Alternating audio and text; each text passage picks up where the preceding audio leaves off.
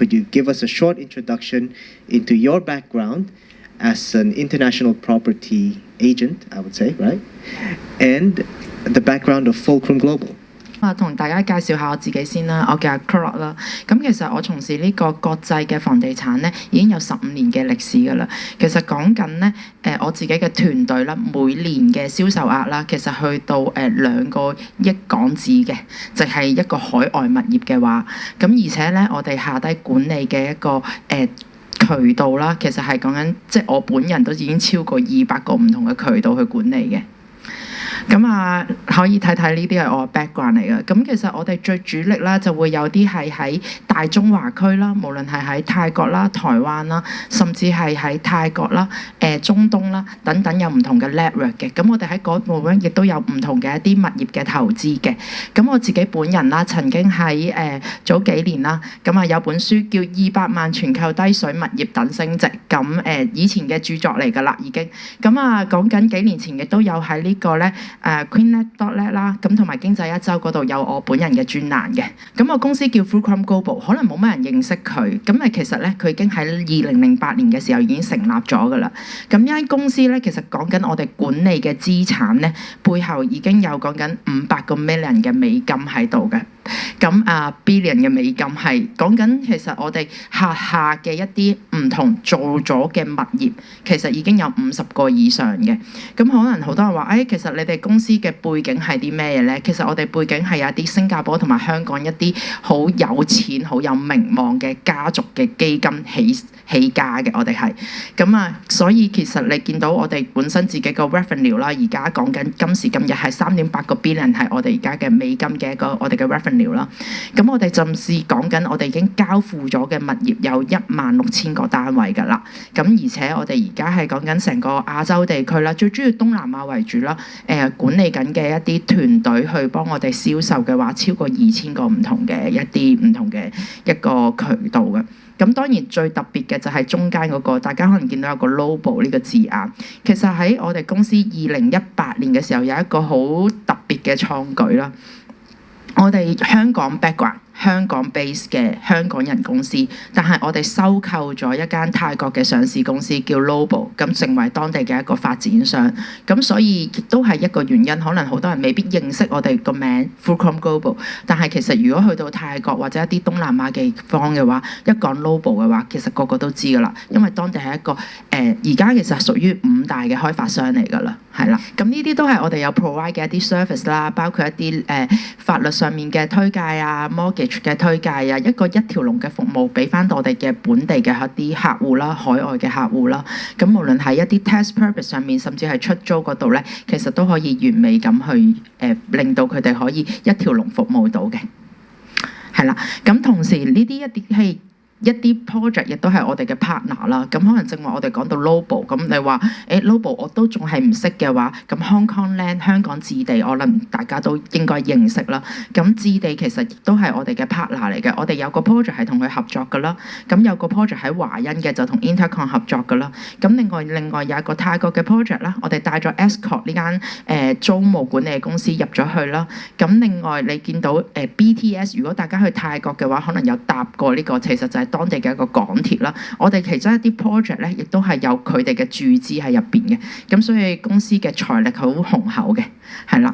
咁我哋最主要都係 focus 喺泰國啦、中東啦同埋英國呢啲地方嘅。Tell us about the Middle East, because this is the one area that I keep hearing over the last few months. All the hot money is in the Middle East. So what exactly is happening? Why is the hot money there? What economic developments are happening in the Middle East? 其實呢2年咧，我哋都擺咗好多時間，就擺咗喺中東地區，咁特別係阿聯酋啦，咁係我哋嘅一個 majority 嚟嘅。咁可能認識下先啦。阿聯酋就即係講緊7個酋長國，咁7個酋長國裏面咧，首都就係阿布達比嚟嘅。咁另外咧就係有一個大家都認識嘅地方 Dubai 啦。咁我哋正話都見到有個好靚嘅 fashion show 都係喺 Dubai 啦。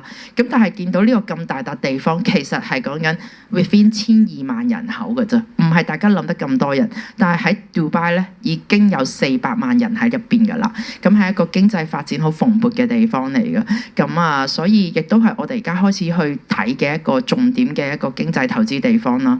因為最主要就係人口增長。其實你會見到啊，過去由1980年，可能香港1980年都有400-500萬人啦，今時今日可能700萬人增長嘅，其實都只不過係嗰個 percentage 唔係算好多。但係你睇翻呢個圖表，其實好清晰見到以前冇乜人喺中東嘅，中東本地人好少嘅。咁但係而家今時今日咧，其實我哋 forecast 可能去到2030年都去到1600以上嘅人嘅喺嗰度居住添。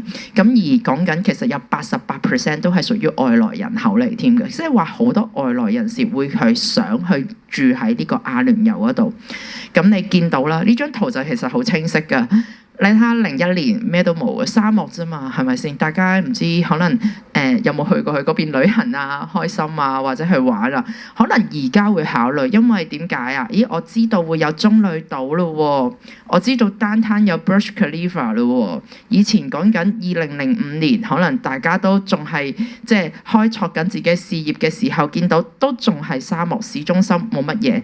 今時今日係一個咁樣嘅20年之間經濟奇蹟嚟嘅，係一張由一個沙漠變成一個市中心，一個非常之繁華嘅地區。特別係你會見到好多湖，內陸自己刮出嚟嘅湖，因為喺沙漠地區水係非常珍貴嘅資源嚟嘅。佢哋有錢有實力而做到一個城市出嚟。咁其實你會特別可以見到其實有個好重要嘅原因啦。點解咁多人開始會攞呢個叫做阿聯酋咧？因為其實佢哋同港紙一樣，佢哋嘅貨幣啦 dirham 啦，同香港一樣都係同美金掛鈎。咁所以變相嚟講係好方便到咧，即係大家個匯率係好穩定嘅，係啦。咁另一樣嘢啦，zero tax。即係雖然香港大家都講緊係一個好低稅率嘅地方啦，喂15% 稅其實唔高啊！周圍國家英國20-40係咪0%？ 1分錢都唔收你，你入嘅所有 income tax 全部都係0%。講緊你買物業收租唔需要交稅，亦都冇 capital gain tax， 亦都冇遺產稅，亦都冇 stamp duty， 係咪？即係好開心，可以享受到一個唔需要交稅嘅地方，而且仲有一個好特別嘅叫 Golden Visa。可能對於香港人嚟講，其實會比較少去認識唔同嘅 Visa 嘅，因為我哋用緊一個自己嘅 passport 咧，已經可以周遊列國，去任何地方都冇所謂。咁但係其實呢個 Golden Visa 有個好好嘅好處啦，只要投資200萬嘅 dirham 啦，咁就可以擁有到一個10年嘅簽證啦。你可以喺嗰度長期居留啦、長期住啦，而甚至係攞咗佢哋嘅 ID 卡啦，成為佢哋嘅稅務居民。如果你係喺一個即係新公司，不如我開間公司喺嗰度咯。喺一啲適當嘅地區喺嗰度開公司係唔需要交稅嘅。跟住你喺嗰度簽翻你哋嘅僱傭合約，咁你嘅入息而你嘅員工，如果係嗰邊嘅人，亦都唔需要交稅嘅。即係話你諗下，我請到一個好大家嘅各位精英喺度，而大家嘅收入1分錢都唔需要交，咁所以亦都係點解而家好多英國人啦、澳洲人啦，其實佢哋好中意投資阿聯酋嘅原因咯，因為即係稅率實在是一個好吸引嘅地方。Oh, very interesting development indeed. Now, can you walk us through some of the latest projects that they have over there? 咁我哋如果講緊成個阿聯酋啦，咁可能大家都會認識咗杜拜啦，咁可能講一講杜拜先啦。咁其實佢嘅 forecast 未來都係環繞係非常之好嘅，因為始終正話有個經濟嘅一個 background 喺度支持住啦，因為佢低稅率啦，或者叫零稅率啦，所以好多新嘅公司會喺嗰度開啦。咁所以其實未來嘅增長好多，亦都因為咁人口搬咗過去，咁好多嘅。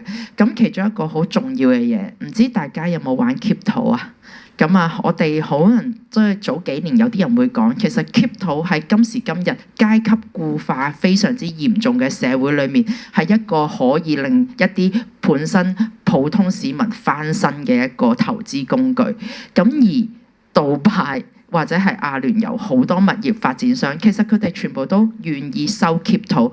今日你如果問可能我哋認識嘅發展商新鴻基，喂，如果我而家買樓可唔可以俾 keep 土啊？佢一定唔制嘅。咁但係呢度可以，咁所以其實可以見到有一個未來嘅一個升值，唔單止係個物業升值啦，甚至係你個 keep 土嘅一個能力，亦都吸引咗好多 keep 土嘅人才喺嗰邊啦。咁所以可以介紹下呢個位置，就係正話我正話所講話，有啲位置開公司唔需要交稅喎，呢個位置就係啦，叫 DMCC， 咁就屬於喺杜拜其中一個好重要嘅位置，咁係一個朱美拉島啦，我哋或者叫做 JLT 啦。咁呢個位置其實有一棟好大嘅大廈叫做 DMCC， 咁所以我哋都會講呢個區份嘅。咁啊好處就係 tax free， 講緊零關稅，即係我如果有呢個出入口貿易嘅，唔需要俾關稅添，100% 外資持有。我諗相信大家出海做開公司，其實都會經常遇到一個問題，就係有冇係咪真係100% 我 own 嘅呢間公司？咁呢度可以，所以好多企業其實會將自己嘅公司擺咗喺嗰度。咁 that's why 啦，其實已經係連續9年成為一個好出名嘅 free zone 地區嘅。咁喺講緊23、24年啦，一路都係蟬聯咗大家喺呢個 free zone 地區。咁亦都吸引咗好多唔同嘅一啲公司啦喺度進駐啦。呢個講緊係2025年今年上半年嘅一個數字嚟㗎啫。所以其實年頭嘅時候已經有過1100間公司擺咗喺嗰度，有26000個唔同嘅高人才。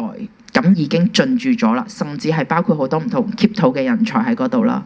咁所以呢度嘅話，我哋覺得係一個好值得投資嘅地方啦。當地亦都好興係投資物業喺嗰度嘅，即係例如我哋今日可能會睇睇呢個樓盤咁樣啦，係一個當地一個 Ellington 呢個物業咧，就係一個當地嘅 boutique developer 嚟嘅。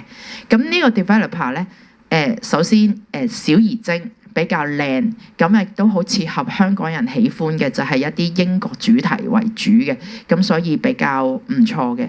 咁同期時啦，佢哋已經有唔同嘅落成物業，包括喺 downtown 裏面嘅 DT1 啊，咁唔同嘅其他物業都已經落成咗噶啦。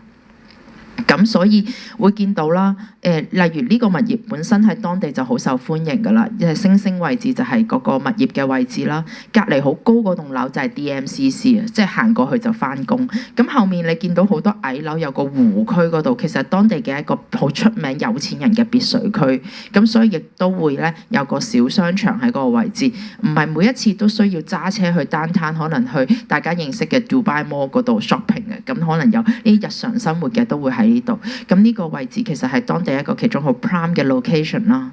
咁即係例如外表就係咁樣啦。咁你見到個 facade 都好靚㗎，即係啲玻璃幕牆啊，有翻成個小區啊，同香港嘅物業都好類近，而且係好精緻，有晒游泳池啊、健身室啊呢啲嘅，係啦。咁啊，內部嘅 interior design 啦，其實都好靚。咁其中一個我覺得可以即係重點講一講，講佢有幾靚，咁又點呢？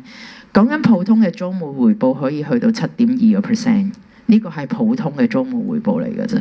因為係 overall average 咧，其實係成個阿聯酋嚟講啦，我哋講緊大約嗰個租金 return 大約6厘左右啦。咁有部分地區係會特別高嘅，咁而其中呢個 JLT 地區其實就會係特別高，因為講緊佢有一個 DMCC 正話嗰個 free zone 喺度啦，所以講緊回報可以去到7至到9厘嘅。